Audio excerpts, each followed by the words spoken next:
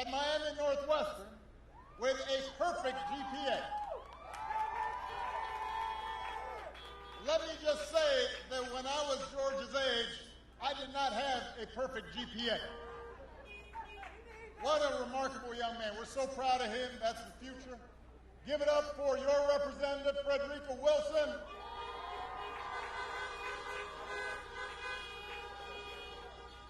We've also got Debbie Mukasel-Powell, Debbie Wasserman-Schultz, and your State Agricultural Commissioner, Nikki Freed. They're in the house.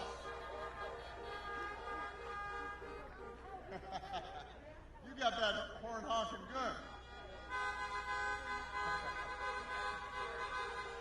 So, 10 days, Miami.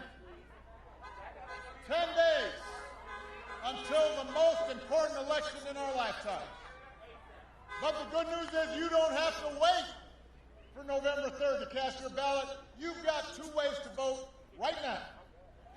Number 1, you can vote early in person right now through next Sunday. Number 2, you can vote from home with a mail-in ballot. Do not wait. Put it in the mail today or drop it off at a drop-box location in Miami-Dade County. And if you need more information, just go to iwillvote.com to find out where to early vote in person or to drop off your ballot. And if you've already voted, what do you need to do? You've got to go help your friends and family make a plan to vote. Because this election requires every single one of us. What we do in these next 10 days will matter for decades to come. Now, I've sat in the Oval Office with both of the men who are running for president, and they're very different people. You know, Donald Trump, I knew he would not embrace my vision. I knew he wasn't going to continue my policies, but I did hope that for the country's sake, he'd show at least a little bit of interest in taking the job seriously. That's not how it worked out. He hasn't shown any interest in doing the work or helping anybody except himself and his friends or treating the presidency like a reality show to give himself more attention. And as we noted the other day, his TV ratings are down. But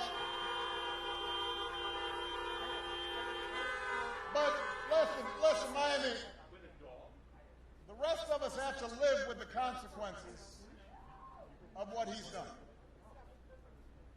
At least 220,000 Americans are dead. More than 100,000 small businesses have closed. 500,000 jobs are gone right here in Florida. 500,000 jobs. And I understand the president's coming to Florida today. You think he's hard at work coming up with a plan to get us out of this mess? Well, I don't know, because I know he's had a tough week. Everybody's been very unfair to Donald Trump this week. In his debate with Joe on Thursday night, and by the way, I thought Joe Biden was unbelievable this week. He was fantastic this week. But during the debate, Trump was asked, what is your plan for the new phase of COVID? Which is a pretty good question, considering that we just saw the highest number of cases spike up yesterday. So you'd think he'd be ready for a response. Instead, he just said it wasn't his fault and he didn't have one. He said it's now gone in a bunch of states, just as states are reaching new record highs nationwide. He doesn't have a plan. He doesn't even acknowledge the reality of what's taking place all across the country. And it gets better, because he also sat down with 60 Minutes he was asked, what's your priority in your second term? And let me say, I've run for president in Miami, so I just want you to know it's a good idea to have an answer to this question. It's a good idea if you're running for re-election to say, here's what I want to accomplish. What did Trump say? He got mad and walked out of the interview. He thought the questions were too tough. Too tough. Miami, listen, if he can't answer a tough question like, what would you like to do in your second term? Then it's our job to make sure he doesn't get a second term. And that's why, over the next 10 days, we got to work hard to elect Joe Biden and Kamala Harris, the next president and vice president of the United States.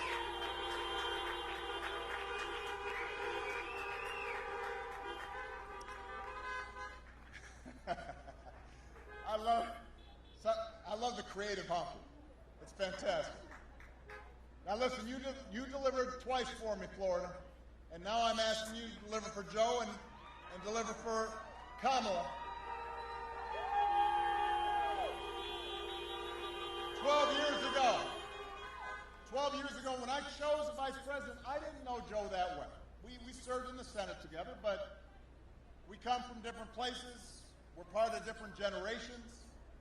But I quickly came to admire and love Joe as a man who early on learned to treat everybody with dignity and respect. Somebody who lives by the words his parents taught him. Nobody's better than you, Joe, but you're better than nobody. And that sense of empathy, that sense of decency, the belief that every single person counts, that's who Joe is. That's who he'll be. And I can tell you, the presidency doesn't change who you are. It just reveals who you are. It amplifies who you are. And for 8 years, I saw Joe up close. He was the last one in the room whenever I faced a big decision.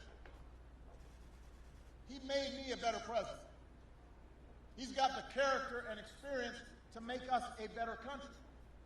And he and Kamala are going to be in the fight not for themselves, but for every single one of us. And that's what you need right now, somebody who cares about you and is thinking about you. Listen, I understand that the president, he wants full credit for the economy he inherited and zero blame for the pandemic that he ignored. As a general rule, this is not a person who likes to take responsibility for anything. But you know, the job doesn't work that way. Just like George said, tweeting on television doesn't fix things. Inventing conspiracies don't make people's lives better. You've got to have a plan. You've got to do the work. And along with the experience of getting things done, Joe Biden has concrete plans and policies that are going to turn our vision of a better, fairer, stronger country into reality. We literally left this White House a pandemic playbook that showed them how to respond before a virus reached our shores. It must be lost along with the Republican health care plan. We can't find it. 8 months into this pandemic, 8 months into this pandemic, new cases are breaking records. Donald Trump isn't going to suddenly protect all of us. He can't even take the basic steps to protect himself. There's no sense that he's coming up with a new approach, with a new plan. He doesn't even acknowledge that there's a problem. Just this week, he complained that the pandemic was making him go back to work. If he had been working in the first place, we would never have seen the situation get this bad.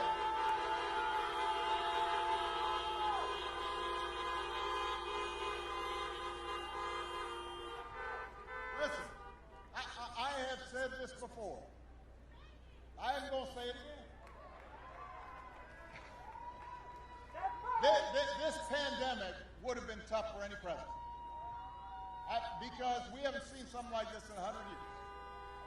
But the idea that somehow this White House has done anything but completely screw this thing up is nonsense. We can compare what happened in other countries to what happened in this one.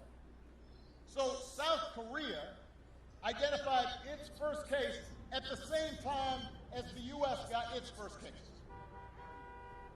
Their per capita death toll, what that means is the number of people that die, let's say out of 100 people, how many people die? Their death toll is 1.3% of what ours is. Nowhere near the number of people have died in South Korea because their government took care of business. Closer to home, Canada, their per capita death rate's just 39% of what ours is. Their government, faced with a difficult situation, same pandemic, they said, let's take the steps to minimize the damage and the harm to ordinary people, and they saved lives. So we can compare directly what happened in the United States and what happened somewhere else. What happens when a government is paying attention and what happens when a government is not. And then earlier this week, when the president was asked, would you do anything different? Anything.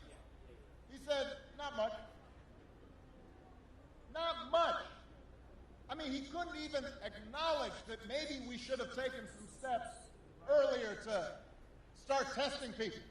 Maybe we should have taken it more seriously and not pretended like it didn't exist. Maybe we shouldn't have had the president get on television and say that if you put some bleach in you, that might clean things out. Just maybe that might have made a difference.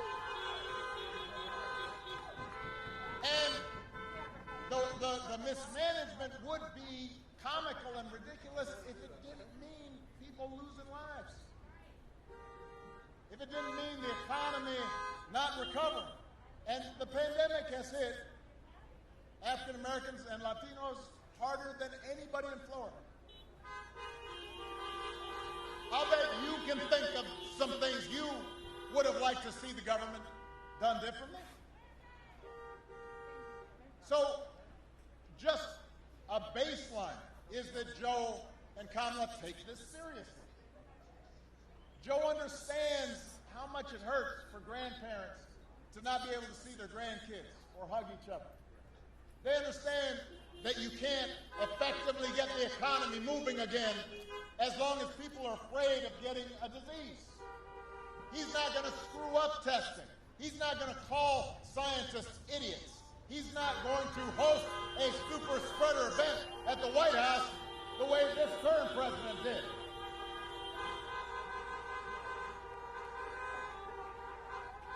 So Joe's going to get this pandemic under control with a plan that makes testing free and widely available, which we should have been doing months ago.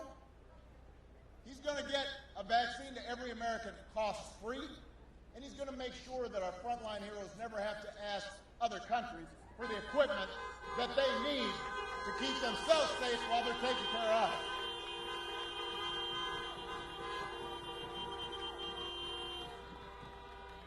His plan will guarantee paid sick leave for workers and parents affected by the pandemic. And he's going to make sure that the small businesses that hold our communities together and employ millions of Americans can reopen safely. Now, Donald Trump likes to claim he built this economy. Some people actually give him credit for it. Listen, America created 1.5 million more jobs in the last year of the Obama-Biden administration than in the first 3 years of the Trump-Pence administration.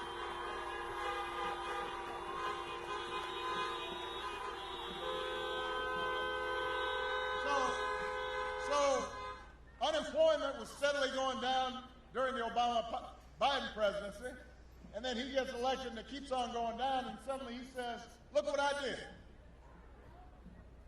Their first 3 years fell short of our last 3. And that was before he could blame the pandemic. He did inherit the longest streak of job growth in American history that we got started. But just like everything else he inherited, he fumbled it. The economic damage he inflicted by botching the pandemic response means that Donald Trump will be the first president since Herbert Hoover to actually lose jobs. And you know, he loves talking about black unemployment. Says he's the best president for black folks since Abe Lincoln. What? Listen.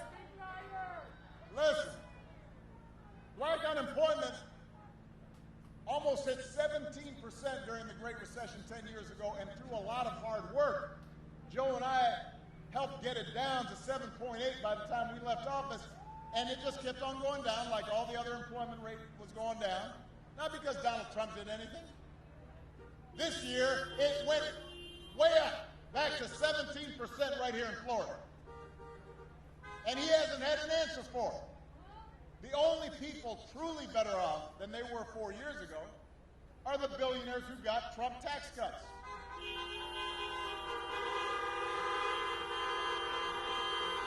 And meanwhile, he won't even extend relief to the millions of families who can't pay the rent or put food on the table in this pandemic. And the fact that he can't make that happen, that he won't make that happen, it's hard to understand because it's not like it's his money. He barely pays income taxes.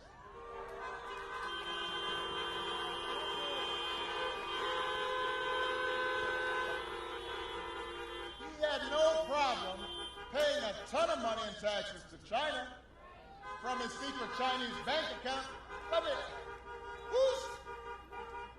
Hold up a second. Let me just see a show of hands. How many people here have secret Chinese bank accounts?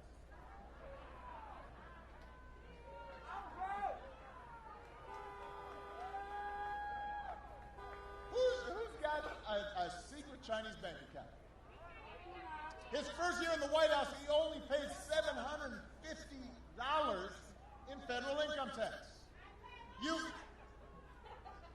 got secretaries, you've got construction workers, you've got healthcare workers, nurses who pay a lot more in income taxes than that.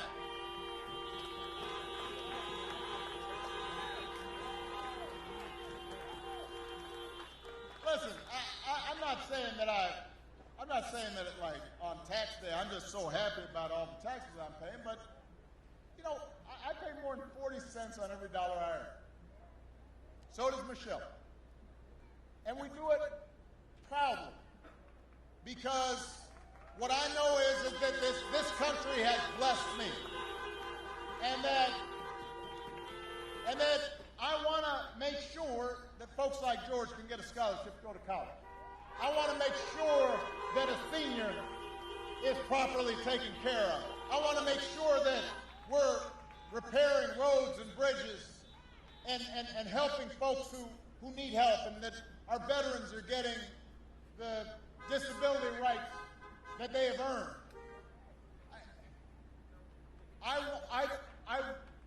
I'm proud to contribute and to give back because I believe we're all in this together as Americans, as one American family. But apparently that's not how this man thinks. He thinks that's for suckers, I guess. But you know what? That's not how we built this country. We built this country by looking out for one another and believing in one another. And that's what Joe Biden believes. Joe Biden's got a plan to create 10 million good jobs in the energy sector, in the clean energy sector, right here in America.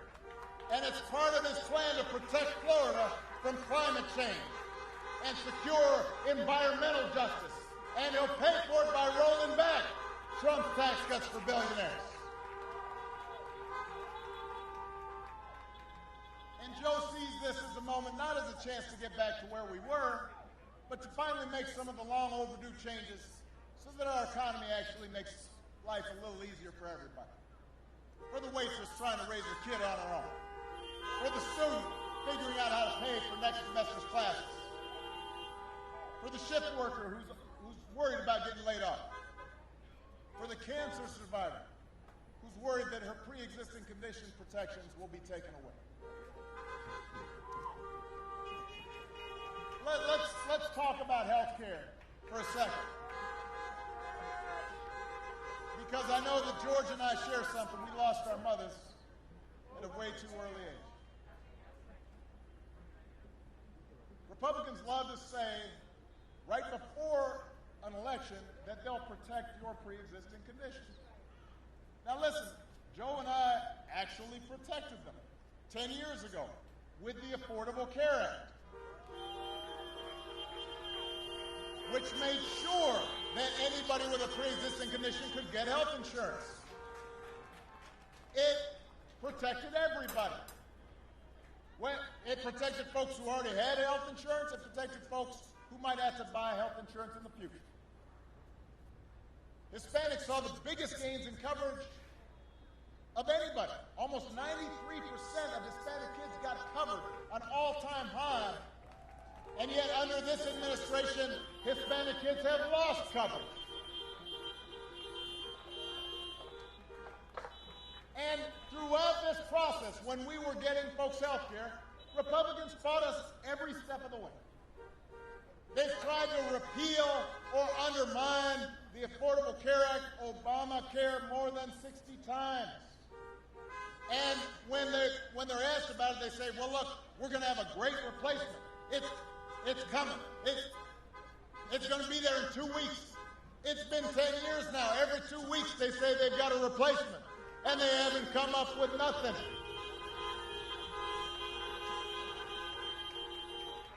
They've never had a replacement. I promise you, I've asked. I asked back when I was president. I said, show me your replacement, and we can talk. Nothing. Nada.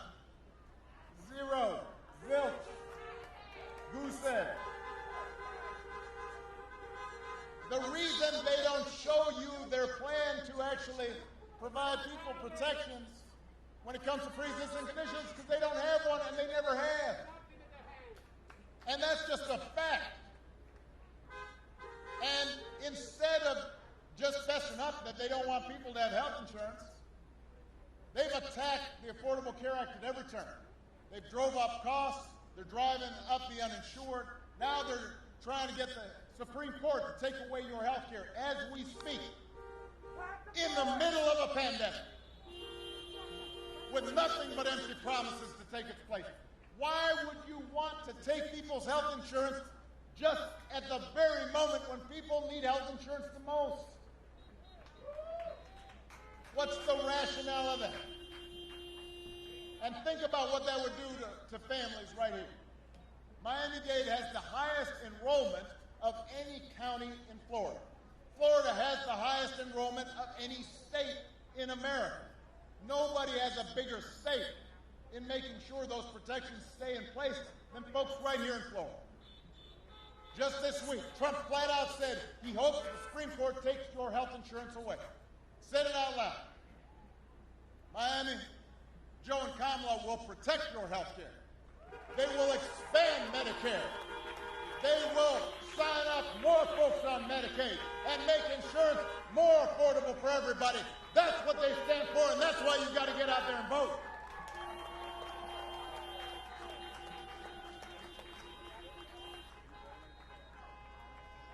Joe understands that the first job of a president is to keep us safe from all threats, domestic, foreign, and microscopic. When the daily intelligence briefings are flashing warning lights about a virus, the president can't be AWOL. When Russia puts bounties on the heads of our brave soldiers in Afghanistan, the commander-in-chief can't be MIA.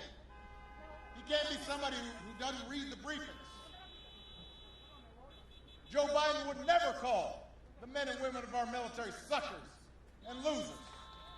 He knows those troops are somebody's husbands, somebody's wife, somebody's kids, somebody's spouse, somebody's father. And when a hurricane devastates Puerto Rico, a president's supposed to help it rebuild, not toss paper towels, withhold billions of dollars in aid until just before an election. We've got a president who actually suggested selling Puerto Rico.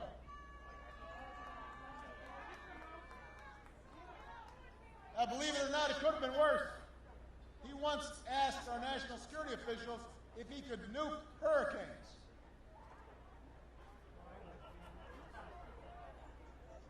I mean, at least he didn't do that. A nuclear hurricane seems like it would have been bad. I mean, it'd be funny if it wasn't. Look, some of the rhetoric you're hearing down here in South Florida, it's just made up. It's just nonsense. Listening to the Republicans, you think Joe was more communist than the Castro.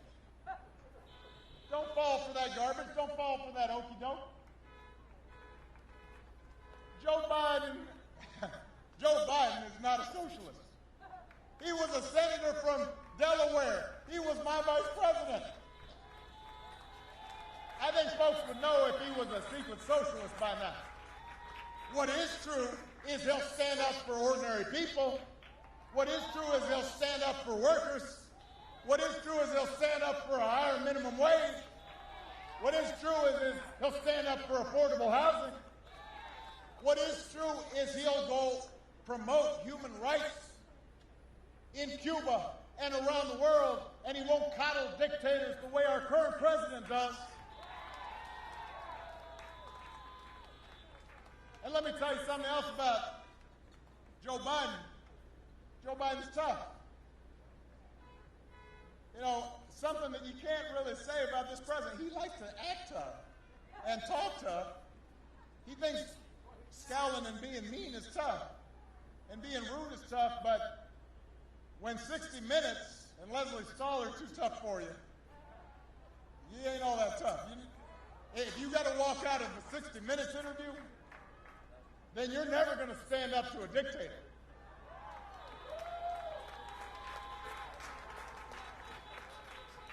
If you're spending all your time complaining about how mean reporters are to you, you're not going to stand up to Putin. Joe Biden will restore our battered standing in the world because he knows that our true strength comes from setting an example that the world wants to follow. A nation that stands with democracy, not dictators. A nation that can inspire and mobilize others to overcome threats like climate change and terrorism and poverty and disease. And here's another thing. With Joe and Kamala at the helm, you won't have to think about them every single day. There might be a whole day where they don't be on TV. There might be a whole day where they don't tweet some craziness. You won't have to argue about them every day. It won't be so exhausting. Just having a normal president. You'll be able to go about your lives knowing that the president's not going to suggest injecting bleach or retweet conspiracy theories about secret cabals running the world or claiming that, or retweeting that the claim that Navy SEALs didn't actually kill bin Laden. We're not going to have a president that goes out of his way to insult anybody who he doesn't think is nice enough to him. We won't have a president who threatens people with jail for just criticizing him. That's not normal behavior, Florida. You wouldn't tolerate it from a coworker. You wouldn't tolerate it from a high school principal. You wouldn't tolerate it from a coach. You wouldn't tolerate it from a family member. Florida man wouldn't even do this stuff. Why are we accepting it from the President of the United States? It's not normal behavior. And you shake your head and you think, well, you know what, that's just him. But there are consequences to this. There are consequences when a president behaves that way. It emboldens others to be mean and cruel and divisive and racist. When you have a president who cannot call out or even criticize white supremacists, that's a problem. That sends a bad message. It frays the fabric of all of our lives. It affects the way our children see things. It affects the way that our families get along. It affects the way the world looks at America. And in the meantime, it distracts us from the truly destructive actions that the cronies he's placed all across the government are taking, actions that are affecting your lives every single day, even when it's not reported on, even when you're not paying attention to it. The Environmental Protection Agency that's supposed to protect our air and water, that's run right now by an energy lobbyist that's giving polluters free rein to dump unlimited poison into our air and water. The Labor Department that's supposed to protect workers right now is run by a corporate lobbyist who's declared war on workers, guts protections to keep essential folks safe during a pandemic, makes it easier for big corporations to shortchange them on their wages. The Interior Department that's supposed to protect our public lands and wild spaces and wildlife for future generations right now is run by an oil lobbyist who's just fine selling that American treasure off to the highest bidder. The Education Department that's supposed to give every kid a chance. Amazing young people like George. Right now that's run by a billionaire who's gutted the rules designed to protect students from getting ripped off by for-profit colleges and stiff-armed students looking for loan relief in the middle of an economic collapse. The person who's running Medicaid right now is not trying to sign up more people for Medicaid to help them out. They're trying to kick them off of Medicaid so that they've got to fend for themselves at the very moment that they need protection the most. So here's the thing, when Joe and Kamala in charge, they're not going to surround themselves with hacks and lobbyists. They're going to surround themselves with qualified public servants who actually care about looking for you, who are going to work hard to make sure that you've got a job that pays a living wage, and that your family is protected, and your health is protected, and you've got some security, and that we're protecting our planet. And that, more than anything, is what separates them from their opponents. They actually care about every American, even the ones who aren't going to be voting for them. And they're going to be in the fight on your behalf every single day. They care about you, and they care about our democracy deeply. They believe that in a democracy, the right to vote is sacred. We shouldn't be making it harder for people to vote. We shouldn't ask people to wait 10 hours to vote standing in line. We should be making it easy for everybody to cast their ballot. Joe and Kamala believe that no one, especially the president, is above the law. They understand the protest isn't un-American. Our country was founded on protest against injustice. And they understand we don't threaten to throw our political opponents in jail just because we disagree with them. We don't call them un-American just because they're of another political party. Joe and Kamala understand that our ability to work together to solve big problems, like pandemic, depends on more than just photo ops. It depends on more than just spin or making stuff up. It depends on a fidelity to science and logic and facts. And these are not Republican or Democratic values, Florida. These are American values. This is what we learned from our parents and our grandparents. They're not black or white or Hispanic or Asian or Native American values. They're American values. And we have to reclaim that. We can't just say, oh, it's fine if a president lies 50 times a day. No. My mother would whoop me if I was lying once a day, once a week.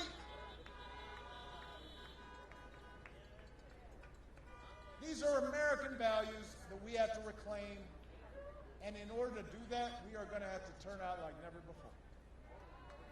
We have to leave no doubt, Florida. We can't afford to be complacent. We can't afford to sit back and wait for somebody else to do it. It's on us. In this election, at this moment, we all have to do our part. And I understand why there are Americans who get frustrated by government, who sometimes feel that it doesn't make enough of a difference. And I'm the first one to admit, government's not going to solve every problem. Government's never going to be perfect. And in a country that right now is somewhat divided, you know, there are going to be times where we don't get everything we want, even when we have folks in power that support what we care about. You know, I've got experience firsthand watching how Republicans in Congress abuse the rules to make it easy for special interests to stop progress. But just because government's not perfect doesn't mean we can't make it better. And we sure can stop it getting worse. A president by himself can't solve every challenge of the global economy, but if we elect a House and a Senate and a State House and a State Senate that are focused on working people and getting you the help you need, it can make a difference and put millions of people back to work.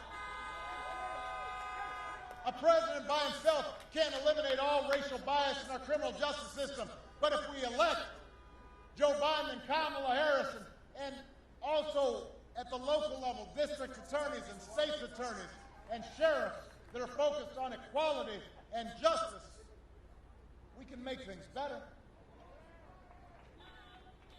That's what voting is about, not making things perfect, but making things better, putting us on track, getting the ball rolling, so that we can look back years from now and say, you know what, that was the moment when we turned the corner.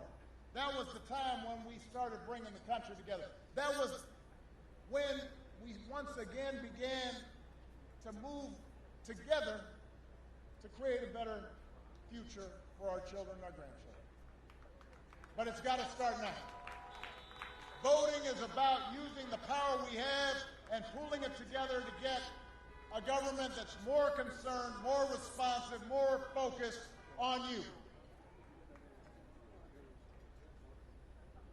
And if we don't get 100%, we just get 50% of what we want, then that's good, and then we keep on going, we vote some more. And we get more done. And that's how progress is made. And when I hear folks say, well, voting doesn't make a difference, because I voted last time, and look, you know, listen, we've never come close to seeing what it would be like if everybody actually voted. In 2008, that was the highest vote totals in recent elections, in modern presidential era. When I was running, we had the highest voting rates that we've seen. You know how many people out of the eligible folks who could vote voted?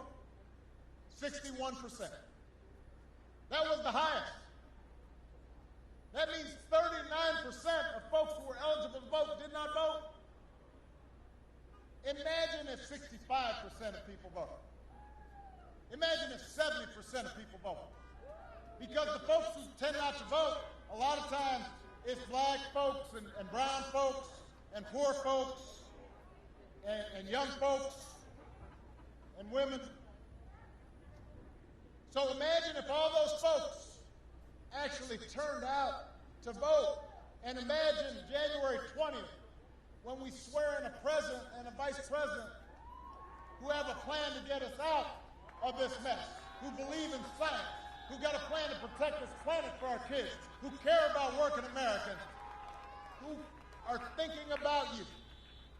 A president and a vice president who believe in racial equality and are willing to do the work to bring us closer together, to bring us closer to the ideal where no matter what you look like or where you come from or who you love or how much money you got, you can still make it if you try. And you still get justice before the law. All that is possible. All that's within our reach. For all the times over the last 4 years that we've seen our worst impulses revealed, we've also seen what's best in our country. People ask me, they said, how have you been putting up with watching your successor do all this stuff? I say, yeah, it can be frustrating. I don't watch a lot of TV. But you know, what I tell people is, what I've also seen is folks of every age and background, packed city centers and airports and town squares, just so that families wouldn't be separated. Or just so another classroom wouldn't get shot up. Or just so we can make sure our kids don't grow up in an uninhabitable planet. We've seen amazing essential workers and healthcare workers risk their lives day in, day out to help somebody, to save somebody else's loved ones. We've seen people contribute and volunteer for those who are especially having a difficult time right now. We've seen Americans of all races joining together to declare in the face of injustice and brutality that Black Lives Matter. No more, but no less. To proclaim that no child in this country should ever feel the continuing sting of racism.